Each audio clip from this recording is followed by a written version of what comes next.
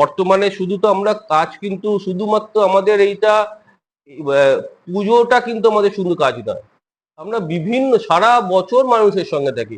আমাদের কাছে একটা ওই জীবে সেবা, জীবগানে শিবগানে জীব সেবা যেটাকে বলে আর কি।